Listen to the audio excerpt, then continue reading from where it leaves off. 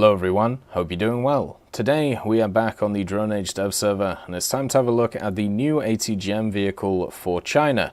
This is the AFT-9 and it's incredibly similar to the Mephisto, which was added more previously. The AFT-9 has access to a pretty nice ATGM, but at least from the other characteristics, I'm not really looking forward to kind of playing this thing. It seems like certain people have much better experiences with these things than I do, but my experiences are not good at all compared to general vehicles to play. So the missile that the AFT-9 gets access to is the HJ9. It's an ATGM, it's a tandem warhead one, and has good speed of 500 meters per second, 850, 736, and 425 millimeters of pen respectively. So this is not going to have any issues with kind of hitting anything that it's going up against. It's a semi-automatic one, so it's mouse guided as well.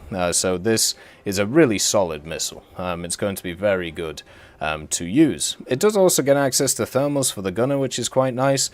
But because it's a tank destroyer, it misses out on a lot of the niceties of the game. And what I mean by this is there's this weird thing with tank destroyers or ATGM carriers where the vast majority of them which exist don't get access to stuff that the light tanks do. And you can see the AFT-9 here and the PTLO2. The PTLO2 is lower BR. It has a stabilized 100mm with a very good round on it, the DYW, but also it gets scouting, it gets the airstrike mod, and technically, well, not for this one, but if it was at rank 6 like the AFT-9 is, it would get access to the drones, the recon stuff, the WMA, which is at 8.3, which does have the tandem ATGM as well, should get access to drones as well once it comes in. So the AFT-9 has fallen into the same issue that a lot of these other vehicles do, where it's just an ATGM carrier and it's nothing else. Its actual utility is incredibly low compared to other stuff. The armor on it is non-existent. It's 12mm and 10mm on the side and 8mm on the back, so you're going to get machine gunned to death if anybody finds you. What is nice about the armor layout though is the fact that the turret is way higher than the machine itself. So if you can find a big enough rock, or if you can find a big enough hill, you can sit this thing behind it and only expose the ATGM launcher. And what we've found with most ATGM launchers which are like this, even if you pop the ATGMs, it doesn't kill the whole machine. There are instances though, such as the M901, where if you do pop the ATGM, it overpressures the whole thing and it goes kaput. So hopefully the AFT-9 isn't like that, even with this very low amount of armor that it has. It also has some pretty good gun depression on the launcher itself, 10 degrees, so you can angle it, you know, behind a hill and kind of hide the thing. So that's going to be quite good for the vehicle, but it lacks in elevation. So this thing is going to be dog food for the dogs, e.g. the CAS, which is going to exist in your games. Helicopters are going to annihilate this thing, planes are going to annihilate this thing. A lot of stuff is going to annihilate this thing in that regard, but at least when it comes to China, you've got the WZ-305 and the PG-09 to be able to spawn in and deal with them, or something like the F-84, if you have that unlocked as well. The other thing to know about it is in the X-ray, you can see it has a 4-man crew, and they're weirdly spaced out, but that's quite nice. The gunner's in the back right here, the loader is here, and the 2 crew are in the front. So if someone's firing APFSDS at you, there isn't a ton of space in this thing for the APFSDS to miss modules, but it's also not going to be the easiest thing to one-shot unless you hit it straight in the middle and hope for a little bit of spalling when it comes to it. And since the armor is really, really low, that might not actually happen. It might not spall at all, and it might just become a needle and just go straight through the vehicle and not do too much damage. The thing about the AFT which kind of worries me though, even though it doesn't get the scouting and stuff like that, that's just more of an annoyance than anything, is the fact that this vehicle's at 8.3. And China, if you have a look at their tech tree, 8.0 is incredibly strong. Like, it's ridiculously strong with the vehicles that you have. Apart from this one, don't bother with this one. This one doesn't exist. Then if you have a look at 8.7, it's the same story. You've got really good MBTs, you've got a really good tank destroyer with a great reload, you have the backup of the AAs as well, and you have this, which also doesn't exist because it's terrible. So at 8.3, unless you have like the squadron vehicle, which is quite good, the 122, the T62 or the T69, your 8.3 lineup's kind of struggling. It's very reliant on premiums right now.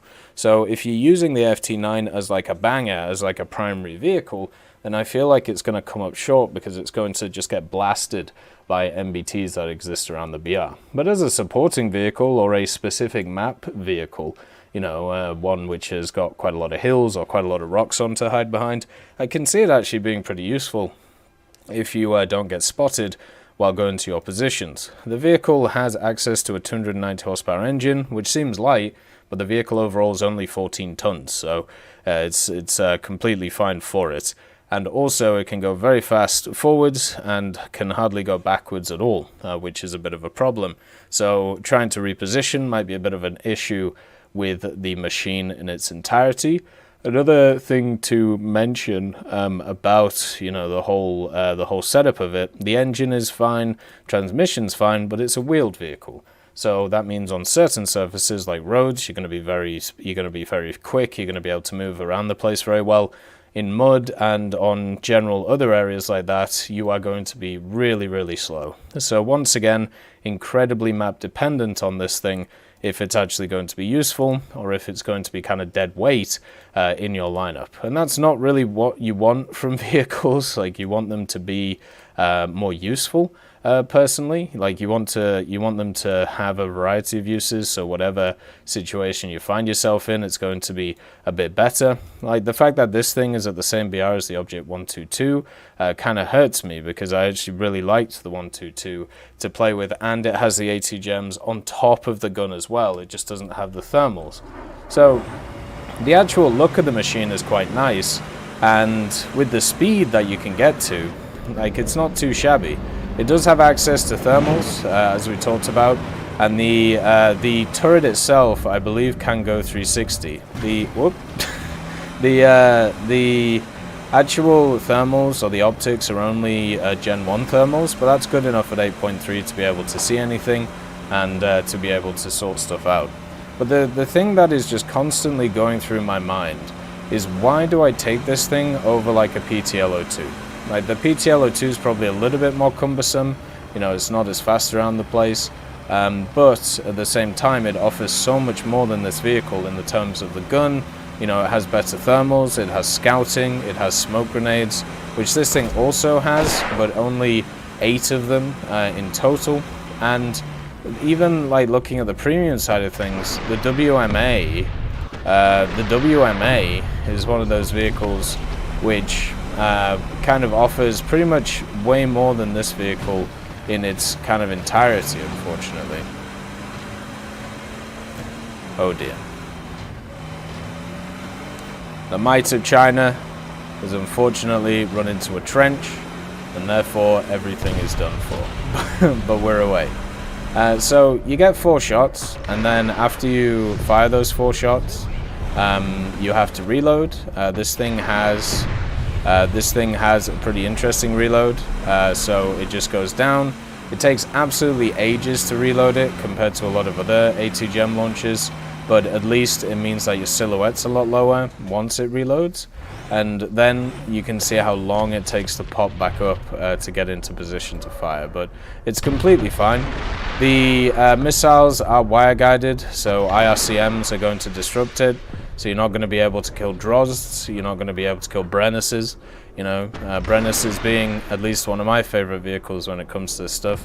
But you don't really see too many APSs that often, so I wouldn't worry about it too much. And you can always try and maneuver around